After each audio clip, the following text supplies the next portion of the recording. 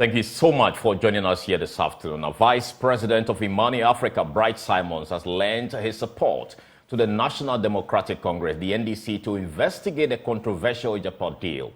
Simons emphasized that the deal serves as a conduit for corruption, echoing the sentiment of many who have criticized the arrangement. Simons' endorsement strengthens the NDC's resolve to delve deeper into the particulars of the Japan deal and uncover wrongdoing. As scrutiny surrounding the deal intensifies, Mr. Simon gives the NDC some pointers on their course to investigate the deal on Newsfile a while ago.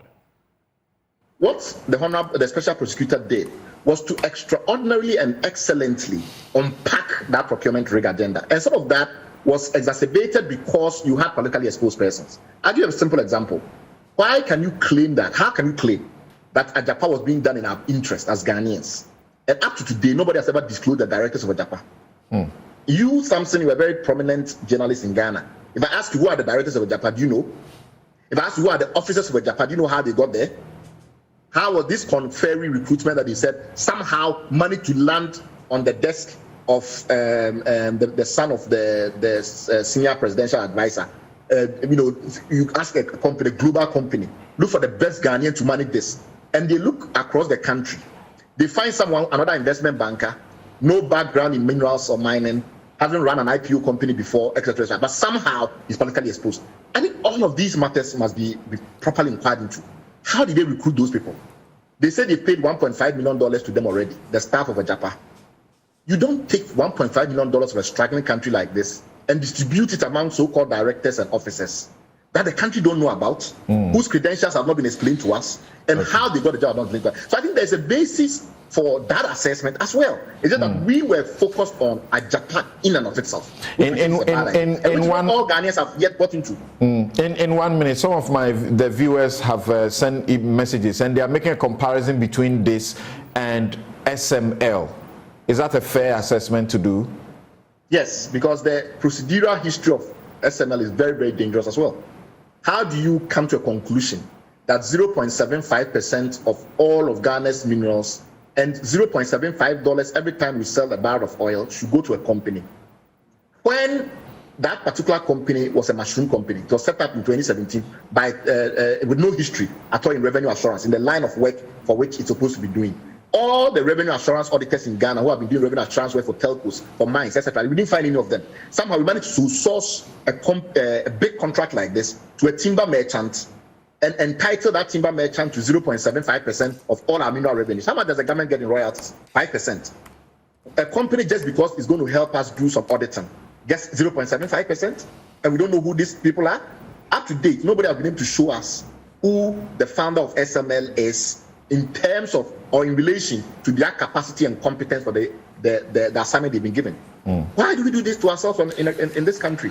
We have to be able to be bold and tell politicians that they cannot take us for a ride. Explain things to us clearly, show accountability.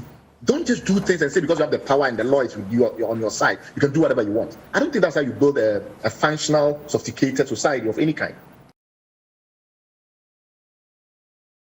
Now, the NDC Sami Jemfi, on the other hand, insists his party's flag bearer would look into the matter if elected into power. It is heart-wrenching for our duty bearers, the very leaders that we have elected and trusted with our mandate and with a responsibility to manage our limited resources and to apply same judiciously for the benefit of all of us, to come together to shortchange the way, in a manner, this whole Ajapa deal sought to shortchange the country, as explained by Bright Simons. He has set the context right. You have done so as well, so I won't waste time on that. The bottom line is that for us in the NDC, we hold the position that the Ajapa deal was and is inimical to the interests of the Ghanaian people, because what it basically sought to do was to sell forward our mineral royalties for a pittance and at a grossly undervalued price, as posterity has shown. if you do the analysis of what they sought to do, we're virtually giving our gold resources for $200 per ounce, when today posterity has shown that the price is $2,000 and above. So clearly this was a ripoff, and it was going to deprive future governments of critical mineral royalties for the development of this country. It was on this basis that throughout advocacy on this Ejapa deal, we took a principled patriotic stance to stand with the people of this country. That is why we boycotted the approval process, which was a sham in Parliament. And that is why our then flag bearer, who is still our current flag bearer, back then promised to abrogate the Ejapa deal if he had been elected in 2020. Well, that position has not changed. But today, what is of concern to us, what we are totally appalled and disgusted by, is the disclosure, the shocking disclosure by the CEO of MIF before the Public Accounts Committee of Parliament, to the effect that about $12 million, equivalent to 153 million Ghana cedis, which is equivalent to 1.5 trillion old Ghana cedis, has been spent. But in a spirit of defense, the NPP has fended off allegations that the deal is bad. Director for Communications Richard Ahiagba believes the deal is good for Ghana. You cannot convict anybody. You cannot prosecute anybody based on suspicion. You cannot. Okay, you cannot. And that's why there's a mandate on you who alleges to prove beyond reasonable doubt that what you are claiming actually did happen. So you cannot. The law is that a multitude of suspicions do not constitute proof. Exactly. They are put together. Exactly. But in this case, yeah. Look at it. Look at it. We're looking at it. It hasn't resulted that, except if your politics wants you to conclude that it leads to something. That's what you will do. And that's exactly what happened in Parliament, because the matter to do with Ejapa, which was started in 2018 by the passage of the MIF Act, was collaboratively done in Parliament. The NDCs participated in that.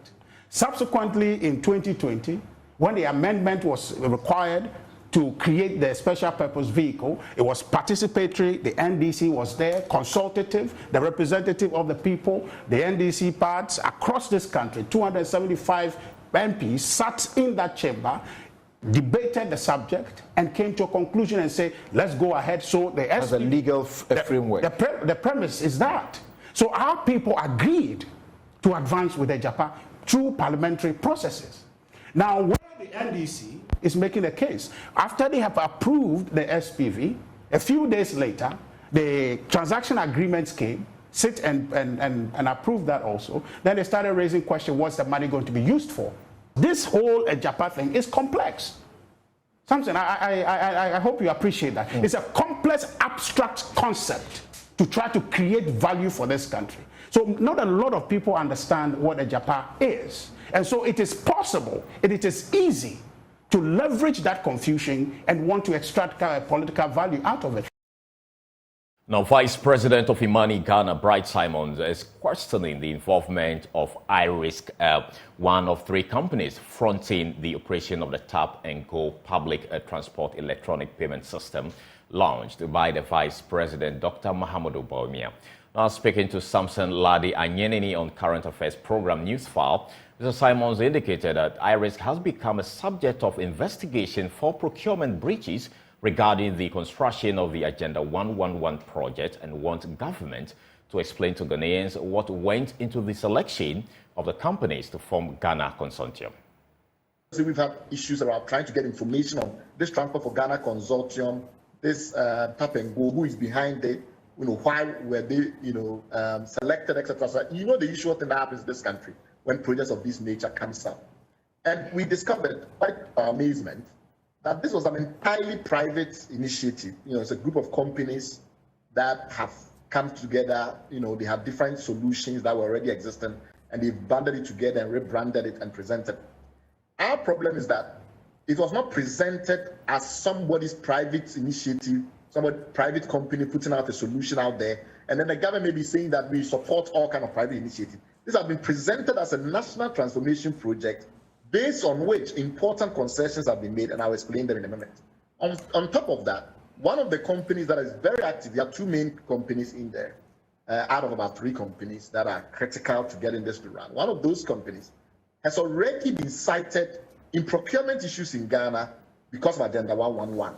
You know, iRisk has become the target of members of the minority in parliament who've gone to court claiming that sole sourcing of transactions in Agenda 111 to iRisk constituted a breach of procurement rules. And that matter is still under investigation by the civil society movement. We've not seen serious responses by government why this company was selected, why is it that the matter, this was sole sourced. And then we find him again in this transaction, again with no explanation as to how they emerged, as to why these particular companies are being favored. And then you ask me and say, okay, what is the problem? Maybe a group of companies have come together to create something and the government is pushing it. Isn't that what we are talking about in terms of private sector enablement and things like that? I think our concern is that there has to be a double playing field if you want to do promotion of private enterprise in this country. You can't have a situation where you create something that, because of its nature, is giving privileged access to things that are very important. Like, for instance, if you put your mobile phone number into the app, it automatically pulls up your Ghana card information. That means that it has very special access to Ghana card information. And these are protected databases and the rest of it.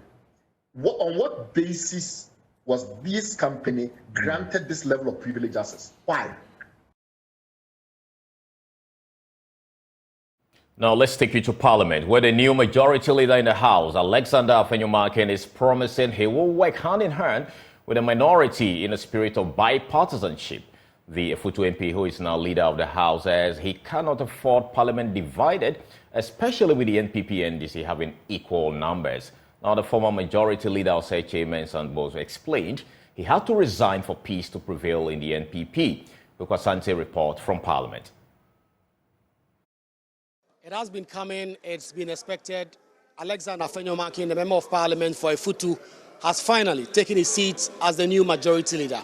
It's been a rancorous week for the governing New Patriotic Party's caucus in Parliament, with names like his having come up strongly to replace Osei Mensah Bozo. On Wednesday, the former majority leader and MP for Swame decided that it was time to step down and announced in the front of his colleagues and the president that he will no longer continue.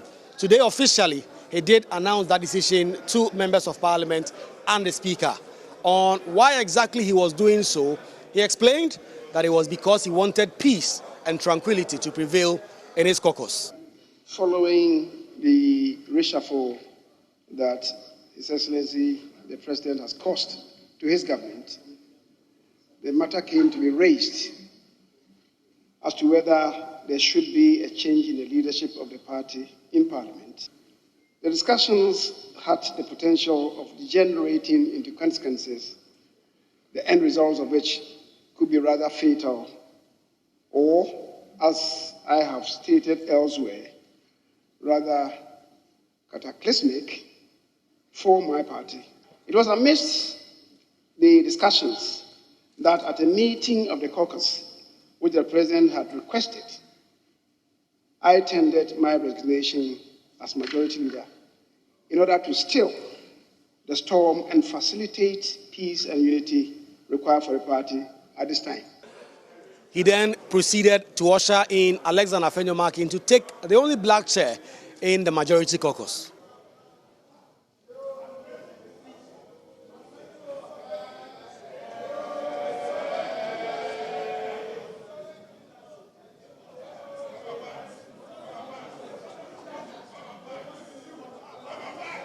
The other leaders that have been appointed by the New Patriotic Party have also taken their seat in Parliament.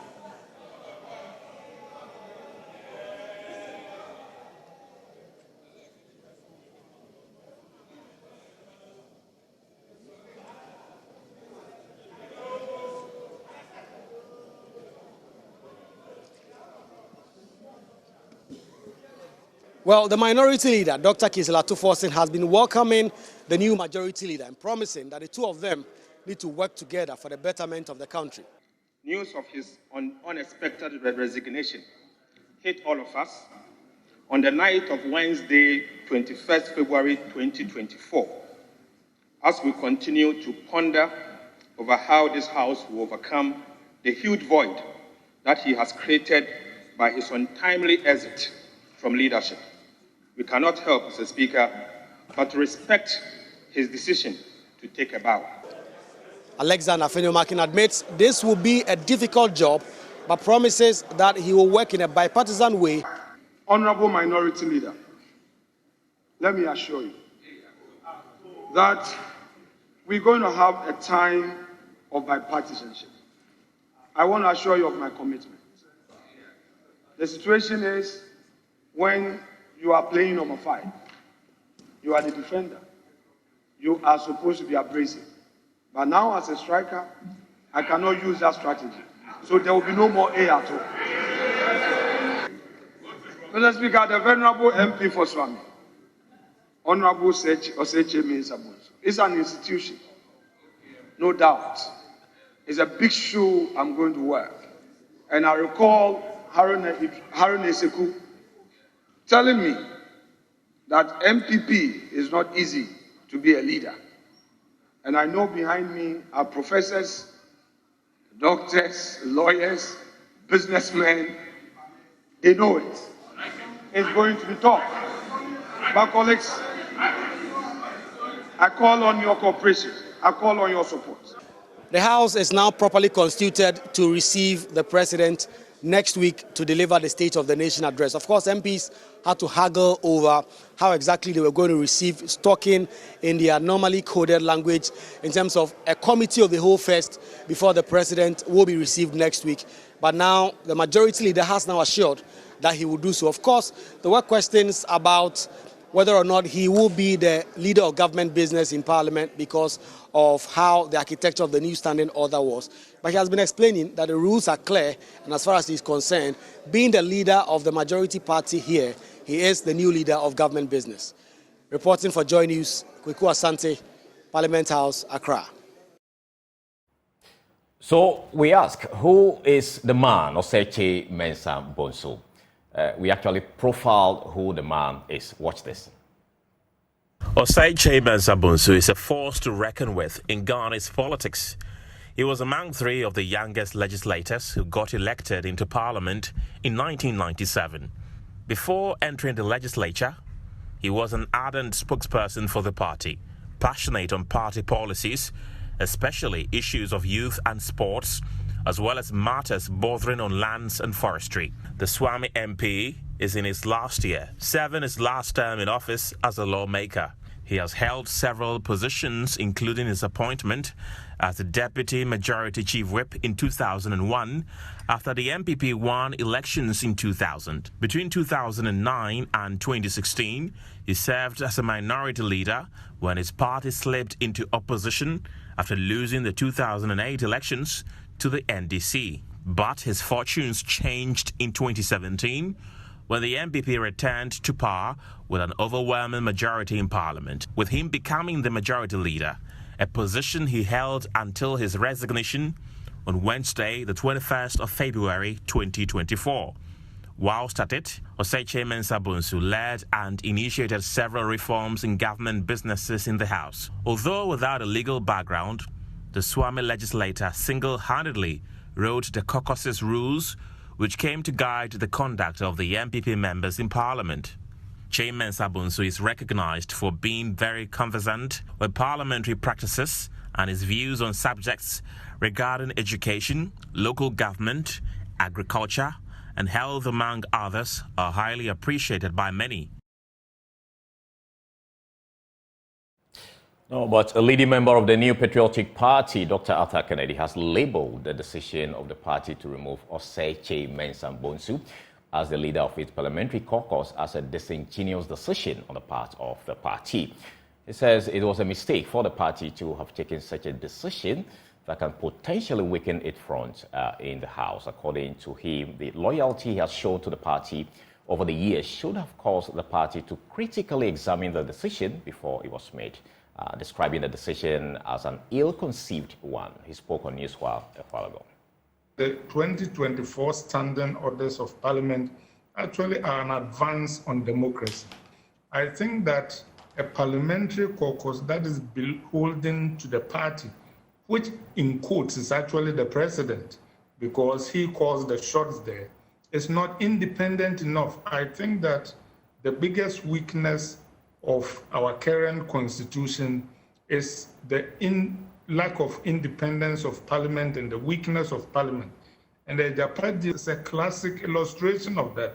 So I think that we need to encourage parliamentary caucuses that develop its own leadership and strength and principles independent of their parties and are accountable directly to the public.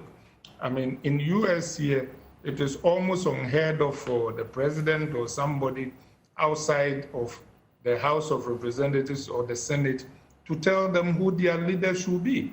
And that should never be the case. So I think that the MPP has made a mistake. The new 2024 rules are good, and they are another indication of the silent Herculean work that Speaker Babin has done. Unfortunately, he himself seemed to be contradicting some of the rules that they put in place. But I think the rules are excellent. We should encourage Parliament to follow them, to develop independence, and to stand aside from their party, and particularly from the executive when it is doing things that are not in the public interest.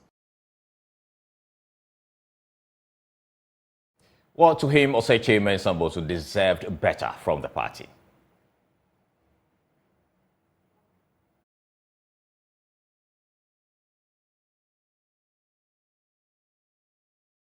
For whatever reason, they calculate that for whatever the calculus is, I have behind the scene. They think Baumia is from the north, they are picking a rally from Ashanti. So they are going to, quote unquote, mollify Central Region by making up Fahima the majority leader. I actually think that is a really insulting token, because this will be just till the next election, and even if he's returning to Parliament based on the election.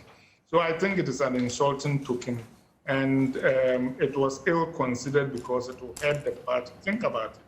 For the rest of the year, if there are indeed any decisions to be taken in Parliament, you have 20 to 40 members of your caucus, including people like Honorable Joe Wise, who was strong and principled, being unhappy.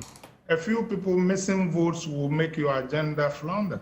So it was not a very wise decision. The way we sack people in Ghana as a culture is not healthy.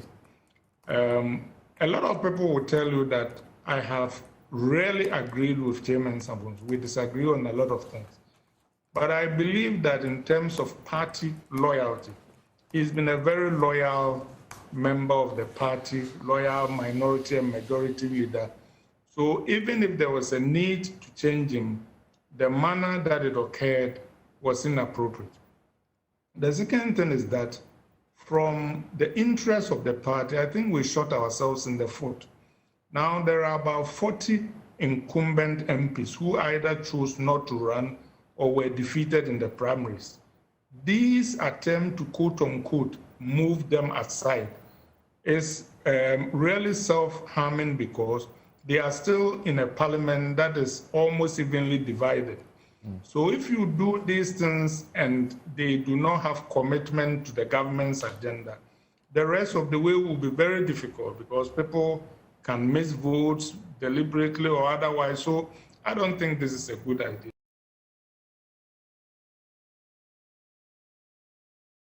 Now moving on, flag bearer of the National Democratic Congress, John Dramani Mahama, said the next NDC government will train some 1 million youth in coding through a Coding for Employment initiative. Mr. Mahama made a promise at an NDC National Policy Dialogue at Pediase in Ebri.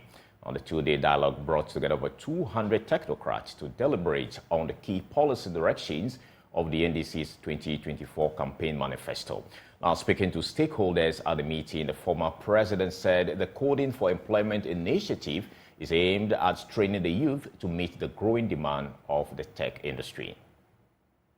The NDC's National Policy Dialogue brought together some 200 experts, including think tanks, to deliberate over some key areas the NDC manifesto need to focus on going into the 2024 elections. Key among these sectors are finance, economy, and governance.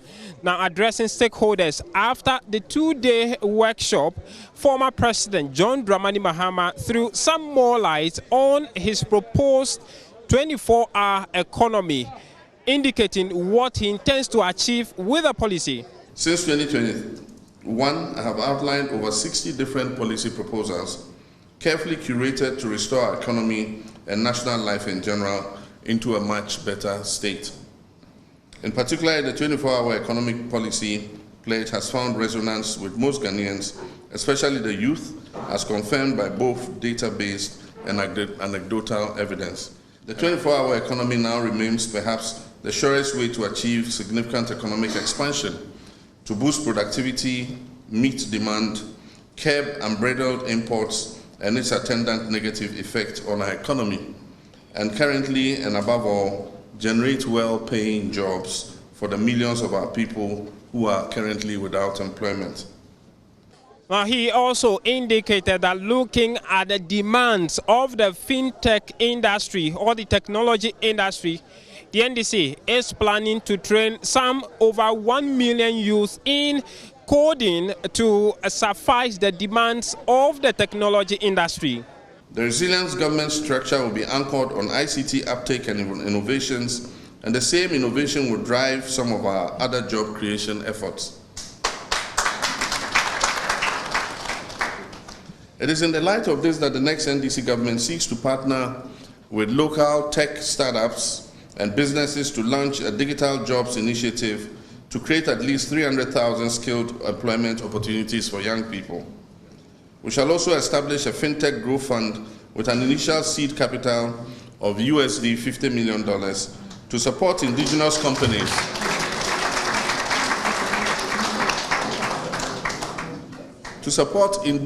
companies in fostering the growth of the digital economy. Our brothers and sisters and children who are interested in coding will have the opportunity to participate in our Coding for Employment program, which is targeted to train 1 million coders with in-demand digital skills for the growing business process outsourcing and knowledge process outsourcing ecosystems. Now, assuring Ghanaians of the essence of this national policy dialogue, the former president indicated that the 2024 manifesto of the NDC will be in touch to meet the day-to-day demands of the ordinary Ghanaians. Now, in the midst of all of this, he also took time to go hard at the Vice President, Dr. Bawumia's driver and mate theory, saying that his record speaks louder than that of the Vice President. You cannot make grandiose promises on the economy pre-2016 only to be put in charge of the same in government, run it down and push all of us into suffering and hardship, and turn around to say, you were only the mate of a reckless driver. And therefore you should be excused from culpability. Ladies and gentlemen, not only do I have a much better and measurable record of performance in both my role as Vice President and as head of the economic management team, and later as President, than my main contender in this year's election. Now, a member of the legal team of the NDC, lawyer Duji Tamaklo, also tells Joy News that from the Building Ghana tour that just ended with the former president, he is positive that Ghanaians are accepting the 24-hour economy proposal of the NDC. H. John Dramani Mahama has been on the campaign trail, and he's selling the message, and people are buying it. And it's been so far so good. In fact, you can see the spirited attempt by our friends in the MPP to try to discredit this policy program whatsoever. And that alone should tell you what they feel. It is creating panic. It is making our political opponent jittery. And we want to stand firm and propagate this particular policy program. at the end of the two-day national policy dialogue of the NDC that saw the attendance of former cabinet ministers as well as think tank members from civil society groups, the NDC is promising that the work of the National Social Democracy Lab, which is the research team of the party that put this together, will not end here, but will continue to see the implementation of all of the input they have made and the implementation of the manifesto of the party when they come into power, hopefully in 2025. From the Pediatric Resort here in Ebri, my name is James Savage for Joy News. Welcome back. Let's now take you to the Bono region, where fire has reduced to piles of ashes a 50-acre maize plantation belonging to some 3 young entrepreneurs in the Wenchi municipality of the Bono region. A devastated manager of the group, Kwame Paul, said he's left distraught as they have no alternative means of paying debt incurred on the farm. They're appealing to the authorities to come to their aid to enable them get back to their feet ahead of the next planting season. Anas Sabit has more in the following report. 3 young entrepreneurs, Prince, Paul, and Boahem, decided to venture into agriculture as starters. In fact, they acquired some 50 acres of land, farmlands here at the Wenchi Branham State Farms, where they decided to get into maize farming. Sadly, this, bright entrepreneurial venture they started got razed down by bushfires some 2-3 days into the harvesting period. Unfortunately, leaving the 3 in a state of shock. Prince is one of 3 who are, the owners of this PPB farms. He's been sharing with me how the situation left him in a state of shock. I was waiting on the chairman to call me one Thursday morning so that we could come to the farm. I was there in the room when I received a call that the ladies who came to the farm said the farm is burnt. In fact, I was on the phone for a couple of minutes. I didn't know what to say, so we had to rush in here. In fact, I was really in a great shock. Even though I still had that energy to continue with the partnership, I must say I was down for a while. It was actually a sad day for us. For 50 acres, we're estimating to get about 400 to 500 bags of maize, but as we speak now, we didn't get virtually anything. It's not even up to 20 bags because the whole farm got burnt. So it wasn't easy. 50 acres of land. Putting aside the money invested, our time and other stuff.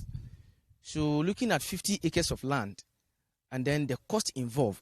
In fact, on the very day we met the farm being consumed by fire, that evening I didn't bath even before going to bed. It wasn't easy. It wasn't easy.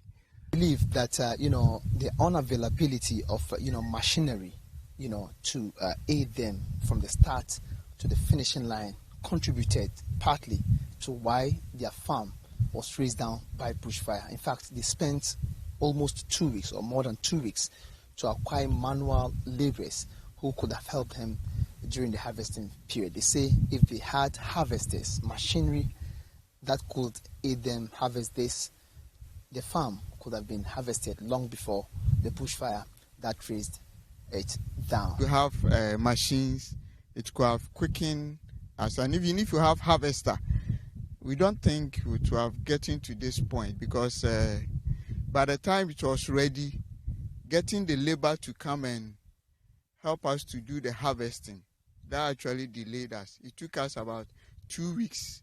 So we know government is urging the youth to venture into agriculture, but they can't do so without support, especially when people have to gather resources and then face this particular development. So these 3 are not giving up yet. They really want to get back here when the planting season is on, but they need support. They need to be given the needed support, and so they are calling on authorities to come to their aid to save them from losing everything, including their interest into agriculture. For us, the beginners, hopefully, if either the government or the individuals or the NGO or to the globe, if any is coming in to assist us, you'll be grateful. Even if not necessarily in cash, with machines. Even if not for free, and it's for credit on credit base or for partnership. So you've seen for yourself, how the situation has left these three, Paul, Prince, and Boahim, in a state of shock. They are not giving up. They need more to get back to their feet. From the Wenchi Brannan State Farms for Joy News, my name is Anna Savage reporting.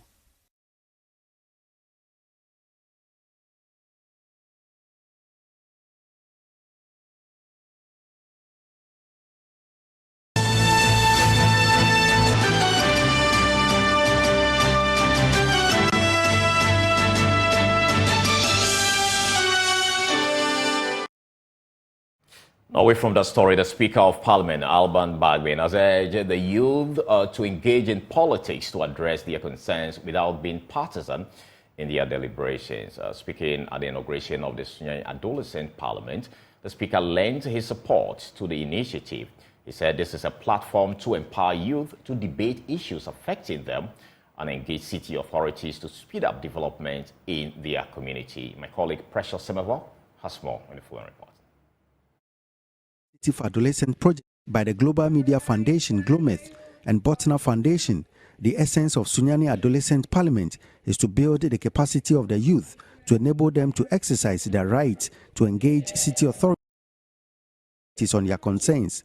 Speaking at the inauguration in a parliamentary setting in Sunyani, the Chief Executive of GLOMETH, Raphael Godlava-Henu, said the initiative would be sustained to help address the developmental concerns of the youth. What we are doing under the Resilient City for Adolescent project is to build their capacity in terms of advocacy, build their capacity in terms of generating evidence, and also build their confidence level so that they will use that opportunity to engage with the stakeholder within the Sunyani city. We have established what we call intermediary city ecosystem platform. It's a platform of all key stakeholders within the Sunyani city. When the adolescents identify those kind of issues, then they'll be able to identify a stakeholder who will be able to address those issues. And I know by the support of all key stakeholders, Adolescent Parliament will be sustained and provide a lasting solution to issues affecting adolescents within the Sunyani municipality. Sunyani has been zoned into 19 constituencies with elected members of parliament and a speaker, Daniel Frimpong Sarkodie. He expressed worry about the Bono Regional Library being abandoned for over 20 years. Last time when we visited the Sunyani Regional Library, the place was full with bed bugs, cobwebs, and all sorts of things. My appeal to the authorities is that they should produce electronic devices and suitable chairs and background for the children. Speaking on behalf of the Speaker of Parliament, Alban Bagbin, MP for Banda and Deputy Minority Chief Whip, Ahmed Ibrahim, urged the youth MPs to avoid partisan politics in their deliberations for solutions to their developmental concerns. The youth or adolescents have exposed the weaknesses of this current generation of leaders. I think nobody who saw that video of the library, whether NDC MP or MPP MCE, was happy. But this is the voice we are giving to you, the youth. Speak out. Point out our weaknesses. Don't say, oh, it is not politics. Do politics. Politics is not a bad thing. Politics bring out democratic dividends. That is development. However, partisanship is what is evil, and that is what is killing us. When you spoke, I was humbled. Nungwa Library is finished. Eagles Library is finished. The other libraries are finished. Sunyani Library is there, 21 years. And this is a platform where you can come together. We, the politicians in Bono, must also come together. It is not the duty of only MPP or NDC. We must also have a common platform like this. Precious Semevo, Joy News, Sunyani. Now, the Mamprogo Traditional Council has finally approved a decision to impose a levy on residents and businesses in the region to finance the renovation of a royal courthouse that also serves as office accommodation for the council. The decision comes after several failed promises by government functionaries to fix the colonial-era building. At the Council's general meeting in Nalerugo, members of the House emphasized the importance of the building and agreed to a proposal to appeal and resort to the resident and business owners for communal fundraising to renovate the structure. My colleague correspondent Elias Tanko reports that a 4-member committee has since been tasked to come out with the amount each resident and business owner were to contribute.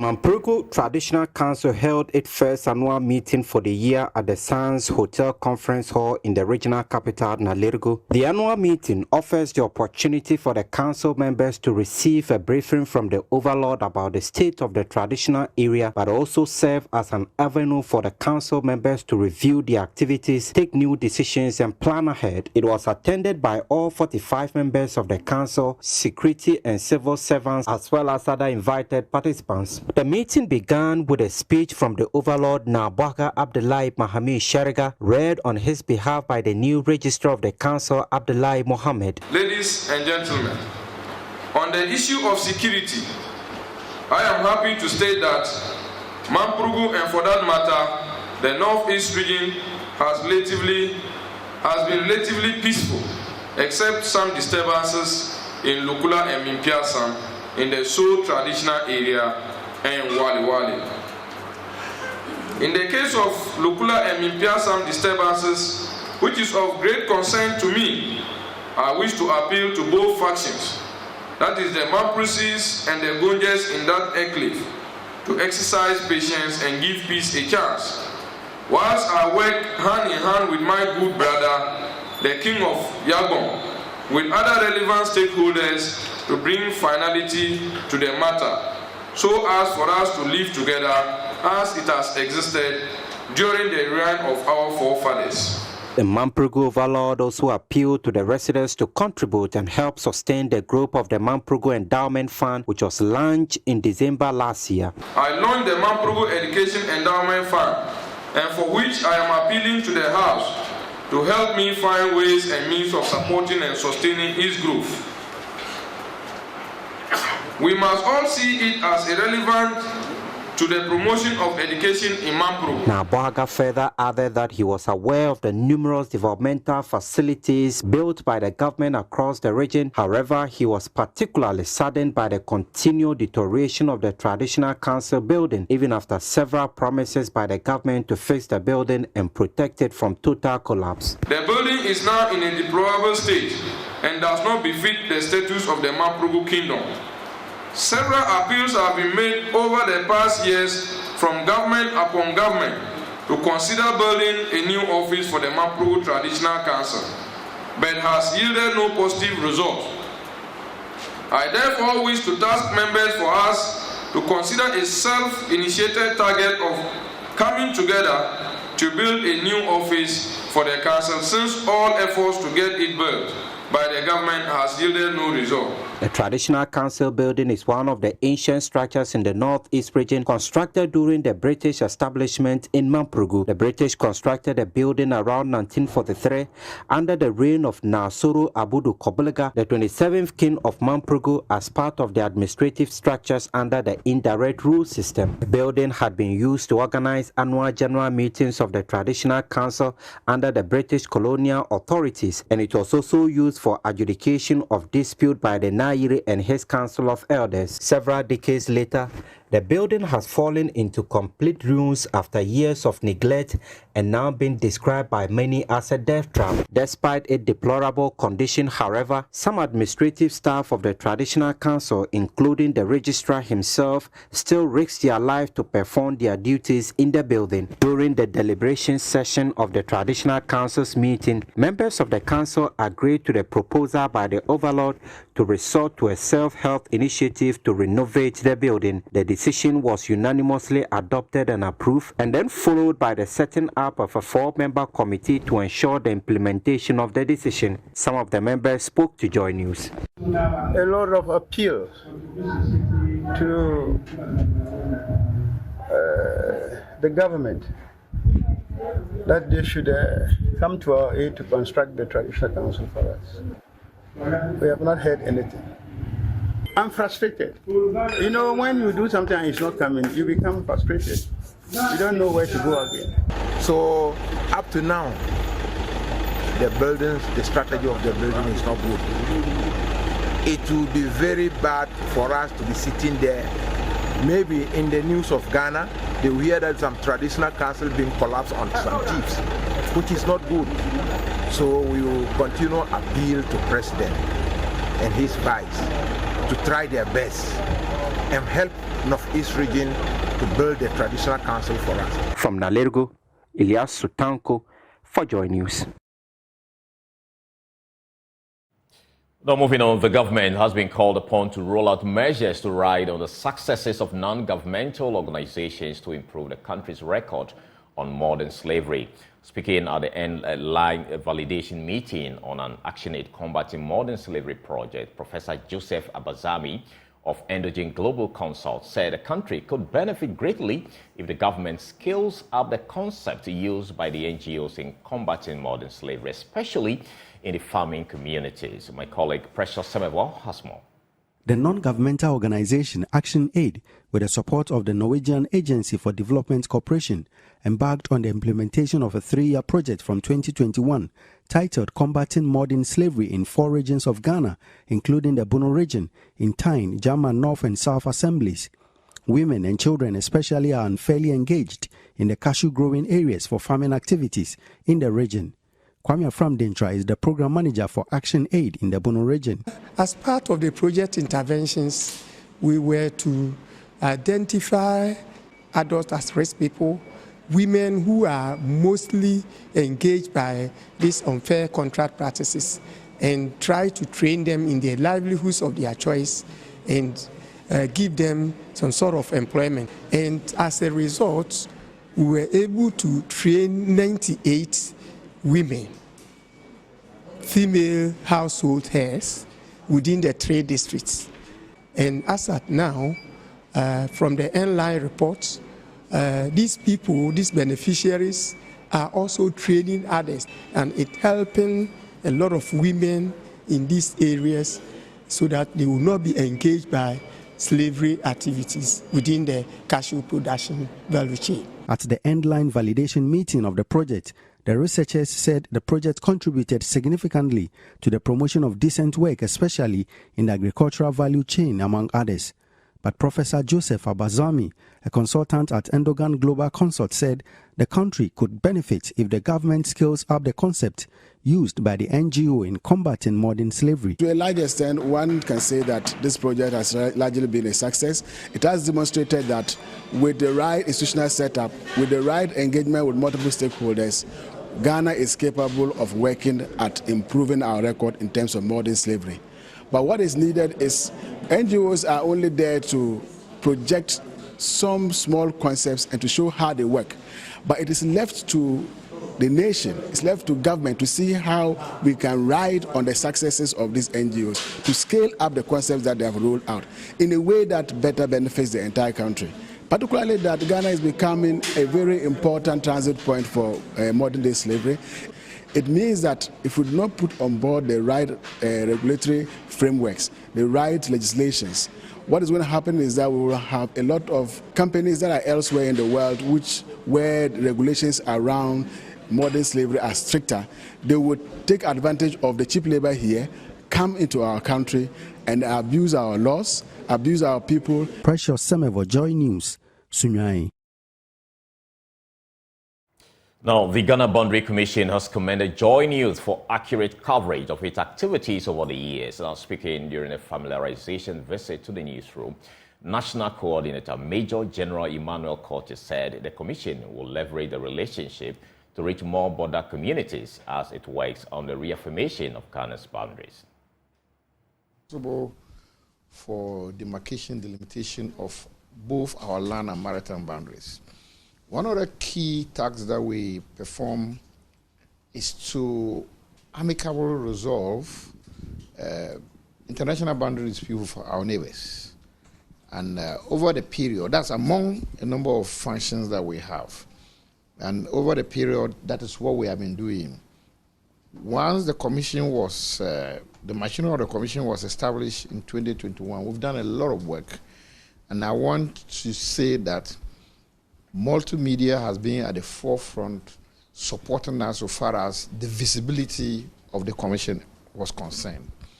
I must also add that as a result of the work by multimedia, and especially led by Maxwell Agbagba, most of the media houses have been trying to sign into our activities, and they are always asking us why we are not inviting them. So we came here to really continue to solicit your support for the coverage of our activities, because our activities keep expanding. And we want to say that so far as the boundaries of our country is concerned, we must have a prime responsibility of securing and understanding what it is. Now, one thing that multimedia can do for us is that we know that you have outlets so far as towns along the international boundaries are concerned. Some of our issues, we want you to use those mediums to educate the people along the boundaries. And this is something fundamental to our heart. We also be conducting projects related to cross-border cooperation with our neighbors.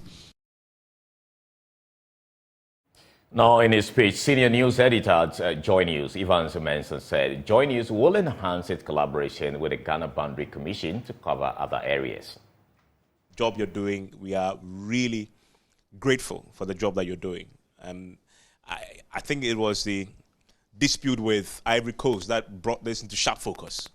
You know, people didn't think it was important to have a boundary commission, but when you saw the outcome of that and the many oil and gas companies that could not move to production, they had to put their blocks on hold, and the amounts of money that was lost while we waited for this to be resolved, it tells you this is significant. I mean, we can't joke with it. And I was having a chat with my good friend, and he was telling me about, you know, plans going forward to even do more to resolve these disputes in a way that does not drag like the way the other one dragged. So we are very grateful for what you do, and you just trust that we are in your corner, and we'll be working with you towards executing what you have planned. That's all we have in this hour. You can log on to myjoyonline.com for more stories. My name is Carlos Caloni. Thank you so much for watching. Have a great afternoon.